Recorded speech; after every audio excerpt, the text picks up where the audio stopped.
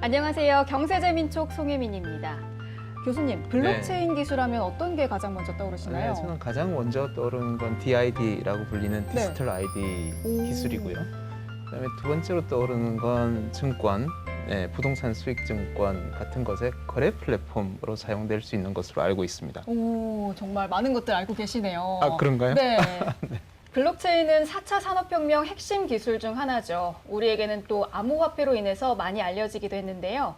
오늘은 해외 거래소를 중심으로 금융종합 플랫폼 서비스를 제공하는 엔젤파트너스 정찬 대표 만나보겠습니다. 대표님 안녕하세요. 네, 안녕하세요. 안녕하세요. 네.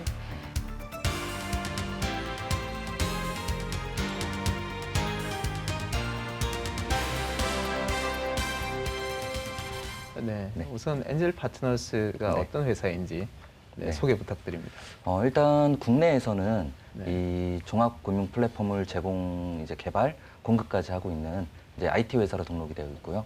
말레이시아에는 금융기관으로 등록되어 있는 회사입니다. 그렇다면 말레이시아에는 금융회사라고 등록이 돼 있고 우리나라에는 금융종합 플랫폼 서비스다라고 하셨잖아요. 예. 각각 어떤 역할을 하는 건가요? 일단 국내에서 개발 공급하는 서비스 자체가 네. 금융에 관한 플랫폼이기 때문에 금융 자격증 라이센스가 필요한 일들이 꽤 많이 있더라고요. 그래서 금융 라이센스가 허가되어 있는 말레이시아의 금융회사로 등록을 해서 같이 두 가지를 다 병행해서 사업을 진행 중입니다. 네, 그렇다면 엔젤 파트너스가 현재 중점적으로 추진하고 있는 사업은 무엇이죠? 방금 말씀드린 것처럼 일단 지금 가상자산이라고 하죠. 한국에서는 크립토커런시 나온 지가 지금 한 10년 정도 넘은 것 같아요. 2009년도부터 나와서. 그래서 블록체인 기술을 기반으로 많은 가상자산들, 암호화폐들이 생겨났는데요. 이를 좀 효율적으로 관리하고 그리고 거래를 지원하기 위한 플랫폼들이 필요할 거 아닙니까? 네. 그래서 저희는 그런 플랫폼들을 개발하고 주로 해외에 공급하고 있는 상황입니다. 그렇다면 여러 가지 플랫폼들이 많이 좀 생겨났잖아요. 그 중에서 엔젤 파트너스의 플랫폼에 좀 차별된 장점이라고 한다면 어떤 게 있을까요? 네, 일단 암호화폐, 가상자산, 블록체인 이러면 제일 먼저 떠오르는 게 일반인들의 입장에서 비트코인일 것 같아요. 맞아요. 네. 비트코인이라는 단어를 많이 들어보셨잖아요. 그리고 가상자산하면 비트코인 가격이 얼마, 이쪽으로 많이 네네. 치우쳐져 있는데 벌써 2009년도에부터 시작됐으니까 12년이나 지난 것 같아요. 그러면 이 12년 동안 얼마나 많은 발전이 있었을까요? 우리가 모르는 사이에 많은 발전이 있었어요. 그러면서 생겨난 것들이 주식 펀드처럼 이 가상자산에 대한 상품들도 현물도 있고요. 선물도 있고 옵션. 그러니까 파생 상품까지도 발전이 되어 있어요, 현재. 근데 이런 각각의 상품들을 효율적으로 거래를 지원해주고 관리하려면 플랫폼이 각각 다 필요하겠죠. 현물은 현물대로, 선물은 선물대로, 네네. 파생 상품은 파생 상품대로. 근데 이거를 저희 플랫폼 내에서는 하나에서 전부 다 지원해 줍니다. 그러니까 저희 플랫폼 하나만 갖고 있으면 현물, 선물, 파생 상품, 그리고 나아가서 이 유통까지도 저희 한 플랫폼 안에서 전부 다 지원 관리를 할 수 있어요. 그래서 저희가 이거를 개발에 성공해서 지금 전 세계에 좀 많은 이목을 주목받고 있습니다. 오. 네. 그런데 이게 한참 또 우리나라에서 이슈가 됐던 적이 있었잖아요. 네네. 또 김치 프리미엄이라고 해서 막 네네. 거품이 끼기도 하고 부정적인 이슈들도 좀 있었는데 그 부분에 대해서는 어떻게 생각하시나요? 일단 2017년도 초 네. 그때 대한민국이 전 세계에서 가장 암호화폐가 비싼 나라였어요. 맞아요. 예, 무려 김치 프리미엄이라고 해서 중국에서는 2천만 원인데 한국에서는 2,500만 원. 비트코인 한 개당. 그러면 500만 원이면 무려 25%가 비싼 겁니다. 맞아요. 근데 그게 안 좋은 면도 있지만 그만큼 수요가 많고 한국이 좀 뜨겁잖아요. 네. 한번 불이 붙으면. 그러다 보니까 가격이 막 열풍이 일어나서 많은 분들이 투자를 하고 전 세계에 돌아다니는 비트코인 중에 대략 50% 이상이 대한민국으로 유입이 되고 있었어요. 그때 당시에. 그래서 저는 좀 아쉬운 게 가격을 비싸게 우리 국민들이 많이 샀어요. 그래서 비트코인에 네. 대한 인식 자체가 일단 누구나 다 똑같을 거예요. 내가 손해보면 나쁜 거. 내가 이익 보면 좋은 거기 때문에 맞아요. 본인들이 많이 손해봤기 때문에 비트코인에 대한 인식 자체가 굉장히 안 좋습니다. 지금도 마찬가지예요. 지금도 2만 불 정도니까 한 2,100만 원 정도 수준인데 그때 고점에 사신 분들은 아직도 물려 있어요. 그러다 보니까 비트코인 하면 사기, 이런 인식들이 굉장히 팽배해 있는데 아쉬운 점이 있다면 그런 식으로 우리가 비트코인 가격을 주도하고 있었어요. 일예로 법무부에서 비트코인은 불법이다라는 식의 이제 법무부 장관이 네. 발언하자마자 비트코인 값이 10%가 떨어졌어요. 그러니까 한국이 가상자산의 가격을 주도하고 있는 상황이었거든요. 네. 그걸 조금만 정부에서 지원을 많이 해주고 이거를 제도권으로 빨리 유입시켰다면 지금도 우리나라가 이 가상자산을 주도할 수 있었을 거라 생각하는데 그때 너무 규제에만 일변도로 가서 지금은 주도권을 중국에 많이 뺏겼습니다. 그래서 전 세계 이제 유통의 70% 가까이가 중국에서 이루어지고 있다고 해요. 그래서 그게 좀 아쉬운 점인 것 같습니다. 최근에 그 러시아 재계 거물이시죠. 네. 세르고 쿠르바노프 회장과 업무 협약을 네, 체결하신 것으로 들었는데요. 네. 업무 협약 내용은 무엇이고 네, 또 네. 어떤 기대감을 네. 갖고 계신지 궁금하군요. 네, 아유, 굉장히 날카로운 질문 해주시는데 일단 러시아의 이제 그 세르고 크루바노프 회장님은 네, 네. 그 한국에서는 푸틴 대통령의 막역한 사이로 알려져 있어요. 뭐 매스컴 어딜 보니까 절친이란 단어로까지 표현이 네. 돼 있으신데 그분이 이제 지금 코로나19 사태로 인해서 국제교류가 많이 힘든 상황 아닙니까? 그런 상황에서도 그분이 직접 방한해 주셨고 그리고 저희 회사에 오셔서 이제 전폭적인 지원을 약속해 주셨어요. 그리고 업무 협약 내용 중에 하나인 이제 직접 저희 엔젤 파트너스 코리아에 임원으로 참가하기로 해주셨습니다. 그래서 지금 주주 명부에 등재가 되고 있는데 이제 그 정도로 그분이 참가해 주셨다는 건 기술력을 인정받은 쾌거라고 생각합니다. 그래서 이제 저희는 아무래도 이제 스타트업 기업, 신생 기업이다 보니까 공신력 부분, 또 자금력 부분에서 좀 많이 취약할 수밖에 없는데 이제 그런 분들의 인정을 받아서 지원을 받았으니까 이런 인프라를 바탕으로 전 세계 더 많은 나라에 저희 대한민국의 플랫폼이 공급될 수 있는 기회가 마련된 거라고 생각합니다.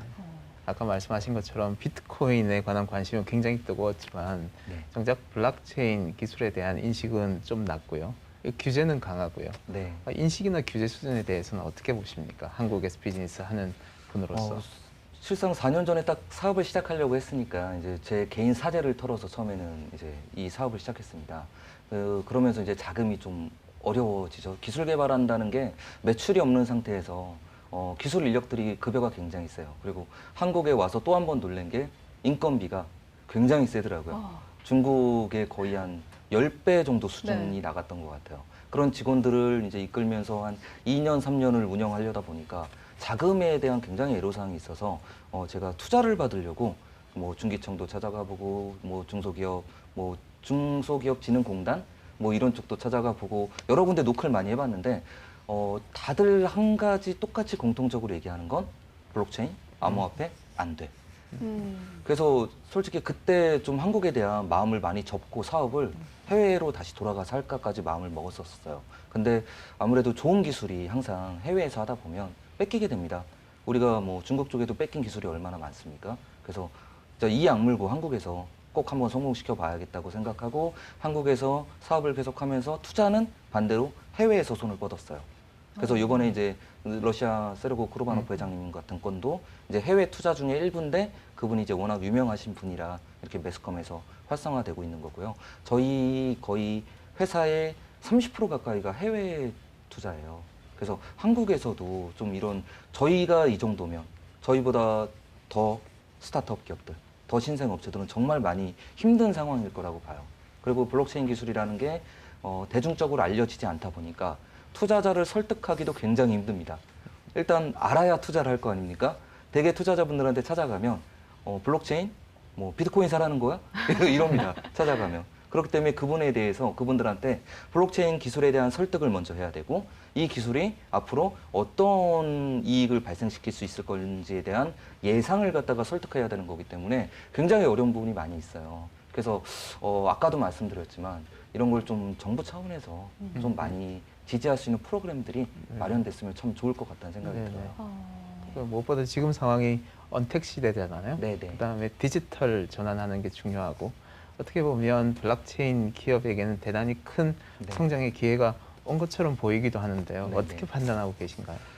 일단 블록체인 자체의 기술이 이 정도까지 발달돼서 이제 또 우리나라에서도 이제 내년에 그 시행 예정된 뭐 일명 특근법이라고 하는 네. 내용들도 있고요. 이렇게 발달된 것 자체가 미러클이라고 봐요. 굉장히 기적적인 일이라고 저는 생각합니다. 왜냐면 초기에는 비트코인이 없어질 줄 알았죠.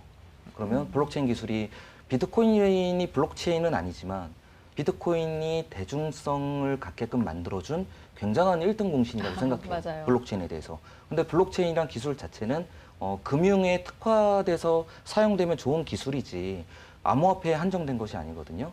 뭐 물류라든가 아까 얘기하셨던 무슨 뭐 전자상에 기록되는 시스템은 블록체인이 가장 뛰어납니다. 근데 요즘에 전 회차 방송을 제가 잠깐 보고 왔어요. 어떤 컨셉인지 알고 싶어서. 네. 그랬더니 인공지능에 대한 AI 네네, 기술에 대한 맞아요. 것도 다뤘더라고요. AI에 대한 뭐 인공지능 기술, 그리고 뭐 앞으로 우리가 예전에 제가 어릴 때 공상 영화에서 보던 내용들이 지금 현실화되고 있잖아요. 스마트폰의 보급으로 인해서 IT 기술이 발달하고 점점 IT화되고 있어요. 그리고 또 코로나19로 인한 영향으로 어떻게 보면 안 좋은 면도 있어요. 마스크를 껴야 되고 출입이 뭐 굉장히 뭐 제한적이고 이런 상황에서 IT 문화는 더 빠르게 성장하고 있거든요. 뭐 실제로 우리가 9시가 지나면 식당에 못 갑니다, 지금. 그러면 앱을 통해서 어플로 배달을 시켜 먹어요. 네. 그러면 이 어플리케이션도 결국은 IT 기술로 만들어진 거 아닙니까? 그리고 앞으로 점점 이런 IT화 이제 현실이 다가오면 다가올수록 데이터에 대한 저장, 관리, 그리고 이걸 활용한 시스템들이 필요성들이 많이 대두될 거라고 봐요. 그러면 그 분야에 가장 효율적인 게 블록체인 기술입니다. 왜냐하면 누구나 투명하게, 해킹 없이 보안성을 유지하면서 활용할 수 있는 기술이 블록체인입니다. 그래서 앞으로 이 코로나19가 세상을 바꾸고 있다고 하더라고요. 처음에는 우리도 받아들이는데 굉장한 시간이 필요했잖아요. 다음 달은 끝날까? 코로나 언제 끝나지? 이런 얘기들이 많았는데 네. 이제는 그런 얘기들보단 이 시대를 활용해서 기술적으로 발전해서 인간은 항상 극복해 왔잖아요. 여태까지 위기들을. 그래서 앞으로 이 코로나19가 좀 더 디지털화되는 속도를 가속화할 거라고 봐요. 그러면 이 블록체인 기술이 더 많은 분야에서 쓰여지는 일들이 이제 많아질 거라 생각합니다. 네, 동의합니다. 네. 네. 말씀을 듣고 보니까 이 블록체인 기술에 대한 부정적인 인식이 좀 사업하는데도 많이 어려움을 겪게 만들고 또 사람들에게 부정적인 인식이 좀 걸림돌이 될 수 있을 것 같다라는 생각이 들거든요. 네. 많은 시청자분들도 좀 오해하실 수도 있을 것 같은데 네. 블록체인 기술은 무엇이다? 딱 알기 쉽게 정의 내려주시죠. 블록체인 기술, 굉장히 어려운 질문인데요. 네, 블록체인 기술. 제가 하는 일인데도 네. 하나로 정의를 내리자면 세상에서 가장 투명하고 안전한 기술. 아, 네. 그렇게 정의 내리고 싶어요. 네, 일단은 블록체인 뭐 암호화폐 하면 이제 일반인들의 인식 자체는 뭐 불법 자금의 용도로도 쓰이고 왜냐면 내 이름이 적혀 있지 않아요. 뭐 예를 들어 뭐 제가 제임스 정이면 제임스 정의 비트코인이라고 적혀 있지는 않지 않습니까? 네. 그냥 블록상에 있는 코드로 나와 있을 뿐인데 주소만 있을 뿐이죠. 전자 주소만. 근데 역설적으로 이제 파악을 해보고 분석을 해보면요. 제가 만약에 블록체인 중에 하나인 이제 블록체인 가상자산의 하나인 비트코인을 제가 하나를 전송시키면 제가 아나운서님한테 전송했다는 게 네. 기록에 다 남습니다. 오. 그리고 예를 들어 받으신 걸 네. 어떻게 썼다는 게 또 기록에 남아요. 아. 근데 이 기록은요. 10년이 지나든 100년이 지나든 누구나 조회해 볼 수 있어요. 정확하게. 그런다는 거는 역설적으로 익명성이 있다는 것뿐이지 투명하다는 걸 수 있어요. 그렇네요. 그래서 이제 앞으로 좀 많이 다뤄지고 시대의 흐름이 국가 코인들이 많이 CBDC라고 하죠. 그런 코인들이 일반적으로 상용화될 수밖에 없는 이유가 정부에서는 좀 더 국민들에 대한 패턴을 이런 유통망을 통해서 확인해 볼 수 있고 그리고 현재 저는 일반적인 실물 화폐가 네. 좀 더 많이 어떻게 말하죠?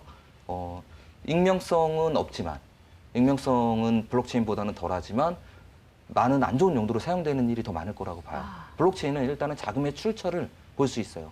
제가 갖고 있는 블록체인 뭐 암호화폐는 누구나 이 사람이 오늘 몇 개를 썼구나. 제 주소로 안다면 오늘 얼마를 썼구나. 몇 개가 나갔구나. 이걸 다 볼 수 있습니다. 그래서 앞으로 블록체인 기술이 활용이 되면 될수록 더 인식이 많이 바뀔 거라고 보고요. 과거에는 정말 진짜 안 좋은 인식들이 많이 있었지만 제가 지금 이렇게 방송에 나왔다는 것 자체도 인식의 변화가 일어났으니까 나오지 않았겠습니까? 그러니까요. 예, 그래서 앞으로 더 많은 발전이 있을 거라고 생각합니다. 네. 네. 방금 언급하셨는데요. CBDC, 네. Central Bank Digital 네. Currency이죠. 그러니까 은행에서 발급한 디지털 화폐인데 질문이 두 가지가 생각이 나는 거. 첫 번째는 CBDC가 통용되기 시작하면 우리 비트코인의 미래는 어떻게 될 것인가? 또 하나는 CBDC에 대해서 어떻게 전문가로서는 어떻게 보시는지. 제가 일반인들한테 가장 많이 받는 질문이 이 질문인 것 같아요. 네. 스테이블 코인이 상용화되고 있고요. 뭐 USDT라는 가격이 변동되지 않는, 그리고 CBDC 코인도 그의 발전된 코인 중에 하나입니다. 그러니까 국가에서 발행 국영 코인이라고 하죠.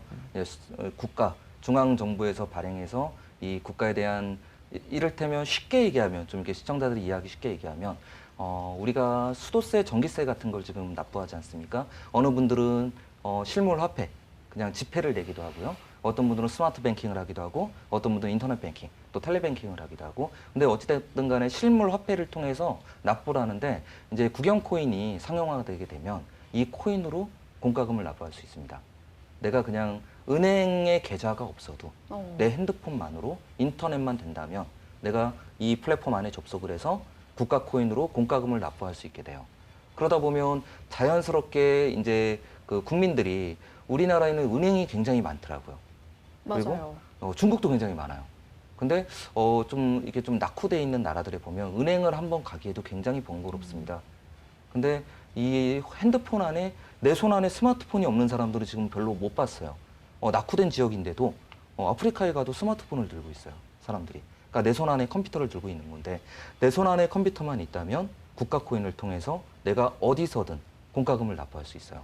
굉장히 편리해지는 거죠. 네. 그리고 아까도 잠깐 언급해드렸다시피 국가의 입장에서도 제가 또 한 가지 뭐 일례를 하나 말씀드리자 보면, 제가 사업을 하면서 좀 놀랬던 게 하나 있는데, 사업 실태 조사를 나오더라고요.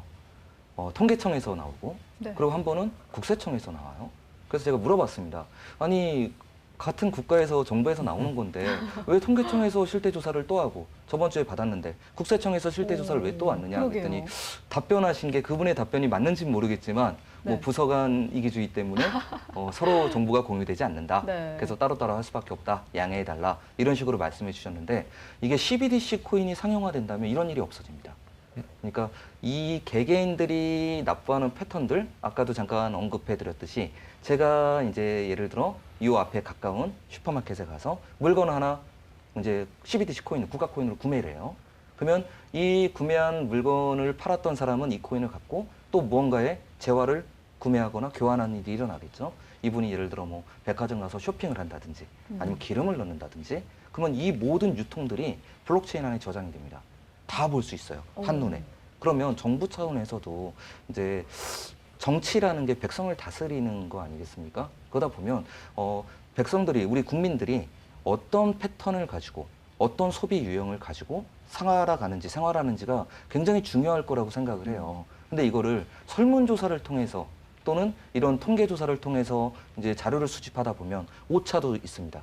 뭐 저도 그러거든요. 누가 와서 설문조사를 하면 제 마음과 좀 다른 답변을 많이 하게 됩니다. 네. 이미지 때문에. 근데 이 블록체인 같은 거는 속일 수가 없죠. 그러니까 나쁜 점도 있어요. 나의 패턴이 드러날 수 있다는.